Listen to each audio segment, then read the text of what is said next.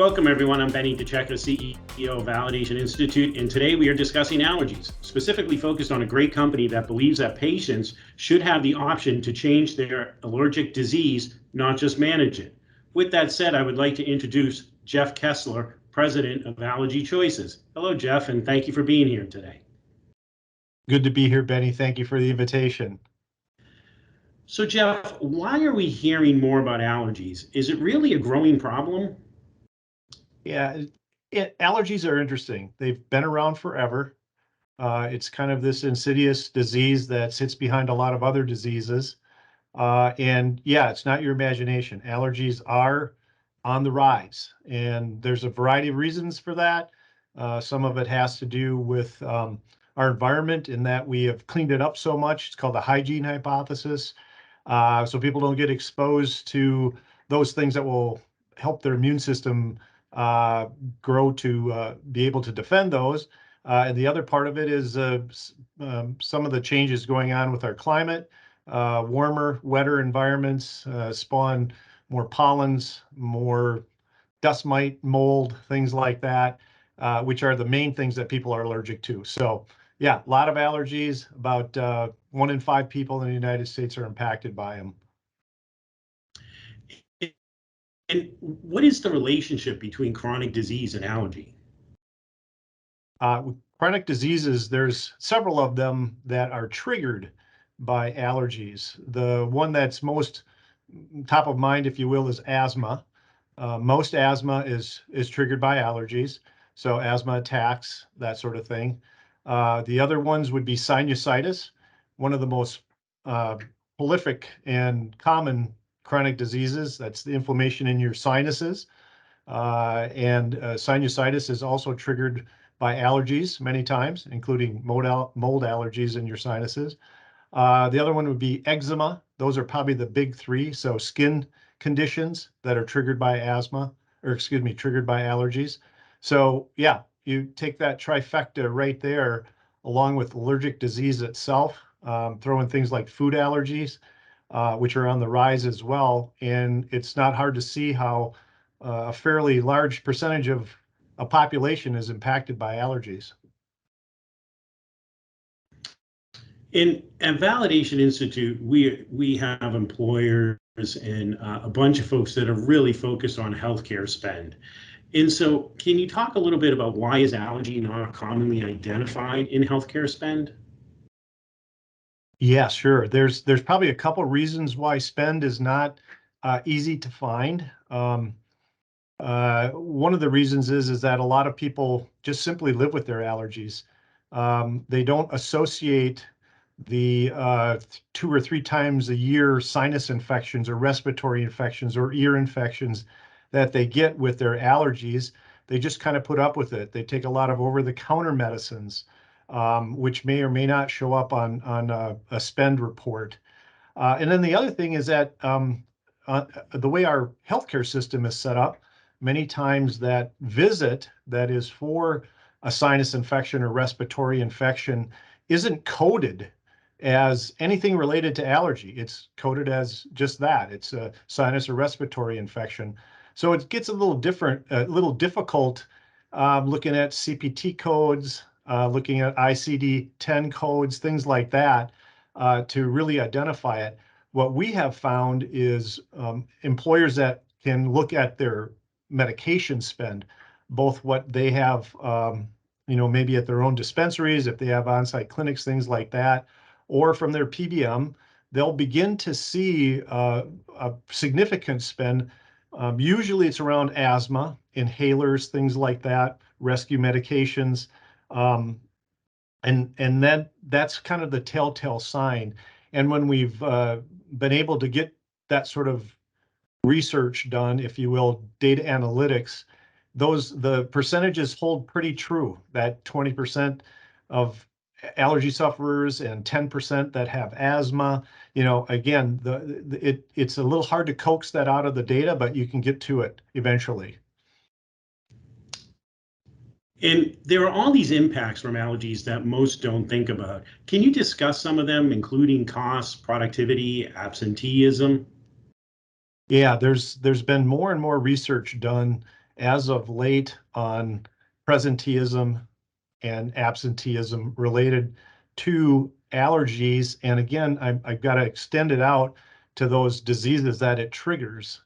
Again, when you can add these all together, it's a significant impact. So there's been a variety of employers, most of them large employers, that have looked into this, and they found that the impact on presenteeism. Okay, so you have allergies, you don't sleep well. That's one of the common things. Um, and so your productivity suffers from that. And a lot of the studies show that presenteeism is even more profound than the absenteeism.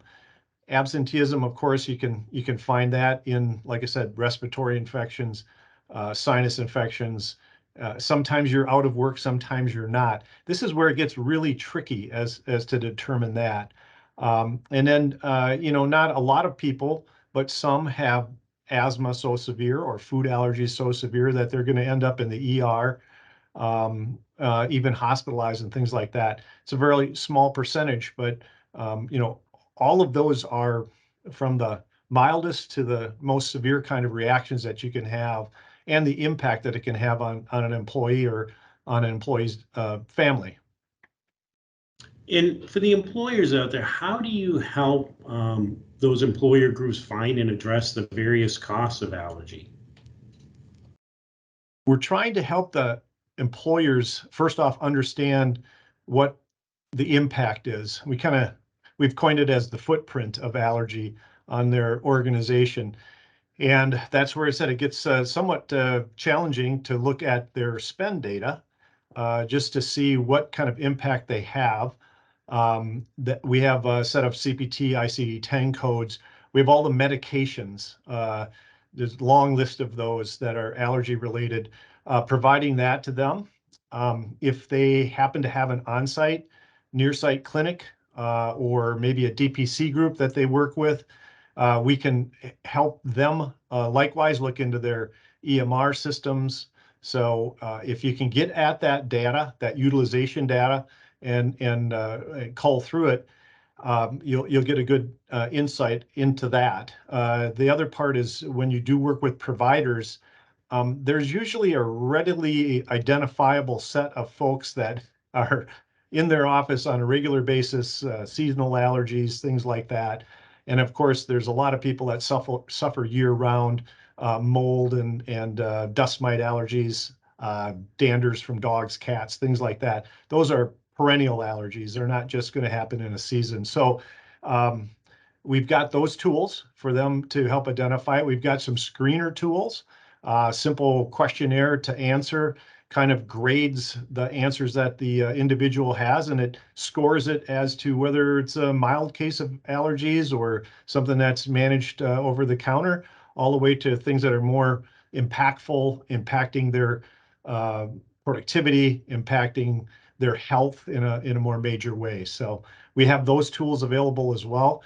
And then on the back end, we have a registry system. So if they do choose to enroll, get started with immunotherapy, get tested and started with immunotherapy, we have a registry system that allows them to kind of track their progress over time. And that information is available to the patient, but it's also available in more aggregate information to the employer, to the provider that's providing the care to them. So we're trying to cover the whole gamut of information for them to identify, treat, and then see the results.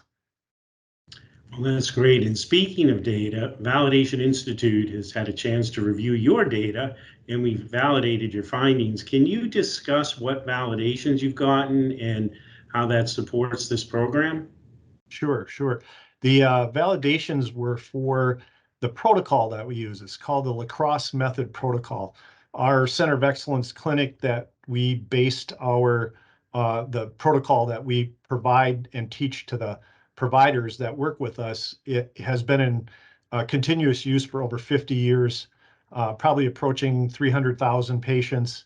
And in that time, we did some studies with patients' outcomes, if you will. There were a series of surveys that were looked at. That was the first validation that we did. And what the Institute saw there was this consistency in those results.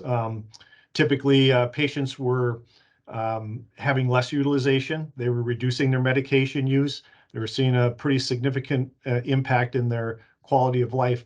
All of those things were, like I said, consistently found.